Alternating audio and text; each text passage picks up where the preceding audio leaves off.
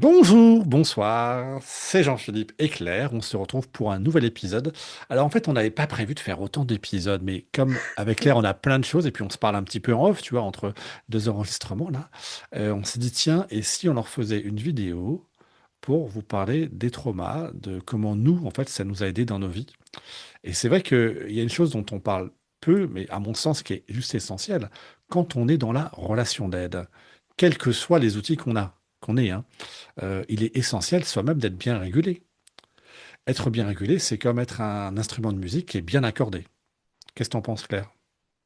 Alors, bonjour Jean-Philippe. Bonjour, Oui, Claire. je suis assez d'accord. Ou d'être conscient quand on est dérégulé, pour savoir Tout à que fait.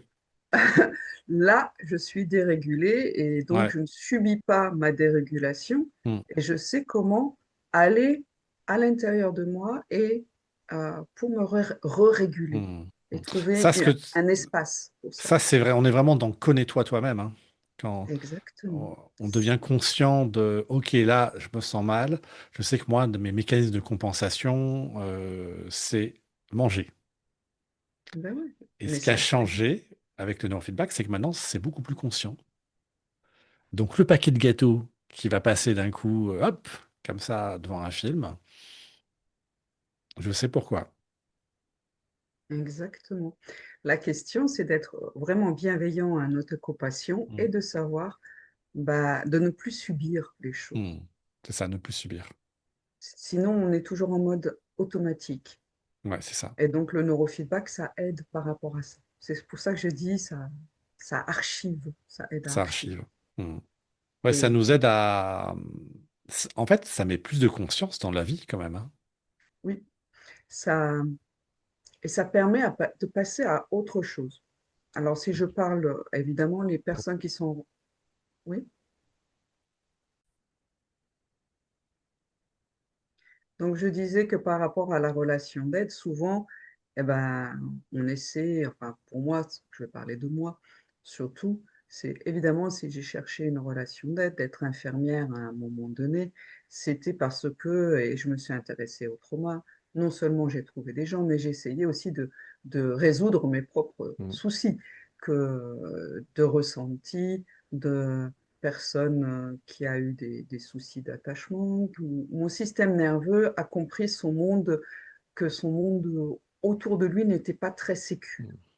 Est-ce que tu Euh, voudrais dire, Claire, que les personnes qui se tournent vers des métiers liés à la relation d'aide, le soin, le bien-être, inconsciemment, ça pourrait être une tentative d'autoréparation, d'autorégulation, et qu'en fait, au lieu d'aller, alors là maintenant c'est moi qui pose la question ou l'hypothèse, mais qu'au lieu d'aller chercher à se réguler soi-même, on va chercher à aller réguler les autres en imaginant qu'on va se réguler soi-même.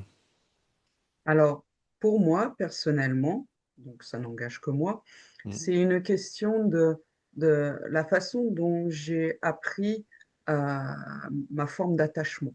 La forme d'attachement, c'est la façon dont l'enfant a une réponse pour survivre aux personnes qui sont aux alentours. Euh, Étant donné que mon système nerveux et mon corps ont capté que peut-être, et c'est sans doute aussi dû à des mémoires intra-utérines et périnatales, que peut-être mon environnement, il n'était pas sécure et que peut-être qu'il ne savait pas trop répondre. Et ben, du coup, pour m'adapter, il a fallu que je sois gentille pour que j'ai une réponse qui pouvait me correspondre à ce moment-là. C'est un certain style d'attachement Mm. insécure qui se développe et du coup, on va être très, très, très bon pour... alors, c'est très utile pour Mm. être des bons soignants. D'accord. Tu voudrais qu'il y Donc, aurait un style d'attachement qui font que on va plutôt être des bons soignants, par exemple. Enfin, des... exactement. Ouais, d'accord, d'accord.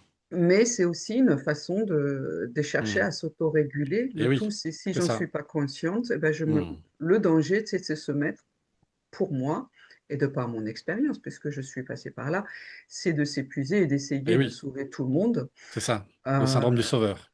et exactement. Mm, Bon, sachant que si on veut sauver, à un moment donné, on est victime de quelque chose et on est bourreau aussi de quelque chose, et que mm, ça, c'est pas forcément positif tant que on n'a pas les bonnes limites, la bonne mm, régulation et mm, la mm. bonne conscience dessus. Voilà, tout à fait. Ouais. Tu vois, moi, quand je me suis formé en naturopathie, il nous disait, dans les années 95, il nous disait beaucoup qu'il fallait travailler sur nous-mêmes. Alors, c'était un certain type de travail. Et aujourd'hui, je perçois cette notion de travail sur soi différemment, avec justement bah, le neurofeedback, avec tout ce dont on parle là, hein. Euh, les problématiques liées à l'attachement, le système nerveux, théorie polyvagale, le MDR, l'ICV. Enfin, il y a vraiment un gap, je trouve, qui s'est fait en 30 ans, une évolution qui s'est faite, même, je trouve, qui remet en cause même certains aspects liés à la psycho, même à certaines psychopathologies, je pense. Bon, moi, c'est pas mon domaine, mais j'ai l'impression que cette nouvelle compréhension qui est en train d'émerger, c'est comme un nouveau paradigme. Qu'est-ce que ça te parle? Enfin, c'est quoi ton point de vue sur le sujet? Ouais, je pense que c'est très important de savoir de quoi on parle Mm, et d'avoir assez de connaissances et de conscience pour parler. Alors, je mm, ne sais pas si c'est un nouveau paradigme, je n'ai pas assez de connaissances sur le sujet pour le dire. Ce que je peux dire pour moi, puisque c'était le thème, par mm, exemple, c'est que bah, ce n'est pas pour rien si j'étais fascinée par tout ce qui mm, était traumatisme mm, et fascinée par mais comment on peut le faire quand non, pas uniquement professionnellement, mais aussi ben, je rencontrais des choses dans ma vie privée où je me disais ouh là là, comment je vais faire aussi et je cherchais mm, des réponses et des solutions euh, pour aider les autres, pour m'aider moi-même jusqu'à ce que je fasse ce chemin envers moi-même pour mm, mm. pouvoir avoir un meilleur chemin vers les autres. C'est C'est ça, ça, en fait. en fait, c'est ça qui est paradoxal, c'est qu'on pourrait dire oui, le travail sur soi, alors ça n'a rien à voir avec le développement personnel, hein, comme on le voit souvent aujourd'hui dans les réseaux sociaux, mais ce travail intérieur, c'est un travail intérieur de rencontre avec soi-même, et j'aime bien le dire avec soi-même du verbe aimer Oui, et dans qui le ne se langage des termine oiseaux, jamais. qui ne se termine jamais et qui permet, plus on est en connexion avec soi, plus on va être en connexion avec l'autre. C'est ça qui est, C'est et ça. plus on va être en fait en humanité, on peut dire, C'est ce qui s'appelle de la régulation et de la de co-régulation. la C'est à partir de co-régulation. ce Mm, moment-là où, mm, lorsqu'une personne est dérégulée, si moi je suis en sécurité intérieure, mm, j'ai assez de, je mm, vais rayonner d'une certaine façon où la personne mm, va plus se sentir en sécurité et je vais pouvoir aussi mieux l'écouter, je vais pouvoir mm. mieux accueillir son histoire. C'est pour ça que c'est très important.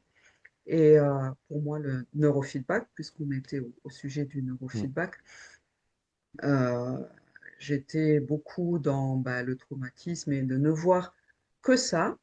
mm, Et mm, puis tout d'un coup, le neurofeedback m'a fait faire pas mal de deuil. Donc, gentiment, donc il y a des larmes qui ont coulé. C'était mm, mm, très. Alors, c'était pas du tout des débordements mm, énormes. Et puis, à un moment donné, j'ai senti vraiment dans mon cerveau, mm, ça a fait cet effet-là. mm. C'est pour ça que je dis à chaque fois, ça a fait un effet sous-marin. On ne sait pas trop ce qui se passe, puis tout d'un coup, ça fait Mm. Ouais. Quelque au chose qui bout se rétablit de, en fait, voilà, au bout Ouais. d'une quinzaine de séances. Mm, Tout d'un coup, j'ai découvert, mais en fait, c'est pas le trauma en soi, et de rester, justement, je restais toujours dans ma mm, boucle, mais j'ai envie de travailler sur la joie de vivre, moi, en fait. C'est mm. comment, C'est ça. c'est la C'est comme si joie, quels sont le système comportements, la nerveux, joie. le schéma neuronal se réorganisait. Et alors moi, j'aime bien donner l'image d'une éponge, tu vois. Imagine une éponge qui peut absorber 1 litre d'eau. L'eau, ça va être les traumas. Euh, on a une éponge, en fait, neuronale qui déborde parce qu'elle n'est pas assez grosse pour absorber. On augmente la taille de l'éponge. Et d'un coup, les 1 litre d'eau qui correspondaient au trauma de notre vie, oui, ils sont en fait, l'éponge, elle peut prendre 10 litres quoi, d'eau. Donc, ça passe et c'est plus le sujet, en fait. Mais ce n'est pas comme on est tous interconnectés. Pour moi, ce n'est pas que. Alors, il y a Madame Cyrulnik qui a écrit Bourreau et victime, qui est vraiment un Mm, excellent. Bon, ceux qui n'aiment pas les choses traumatisantes, surtout ne le lisez pas. Mais c'était très intéressant parce qu'elle disait que le trauma, c'est contagieux. Donc, ce n'est pas mm, uniquement ce que moi je vis, c'est de quoi je me Mm. nourris avec mes Mm. yeux, mes oreilles, Ouais, avec la façon oui. dont je parle, comment est mon environnement, et Cla- où je m'imbibe de mm. ça. Donc, De ce n'est pas l'ambiance, quelle que ambiance de moi. vie. Mm. Exactement. Les Donc, c'est films, pour les trouver films et les films des et les musiques espaces. ont un impact, hein. Il y Tout a des à films fait. qui sont traumatisants, qui génèrent des Oui, traumas. Mm. oui, oui, tout à fait. Et tu vois, tu C'est as parlé de la co-régulation. Il y a la co-régulation positive, où tu es dans un état de paix, d'harmonie, en sécurité. Et donc, les personnes qui vont venir te voir, il y a plus de chances qu'elles arrivent dans un état dérégulé que régulé. tout Et à donc, fait. rien que par la posture du praticien, et ça, moi, j'insiste beaucoup chez les personnes que je forme en réflexo-plantaire sur la posture intérieure, euh, c'est hyper important qu'on soit bien régulé en tant que praticien dans la Eh relation d'aide. bien, on ne peut C'est la pas base, en fait. remplacer la présence. On Tu ne peut pas parlais remplacer la présence, c'est ça.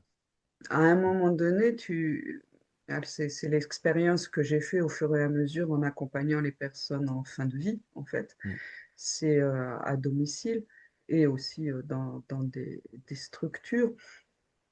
C'est qu'est-ce qui reste à la fin, mm, à part la présence, à part d'être là avec la personne et d'offrir mm, sa présence.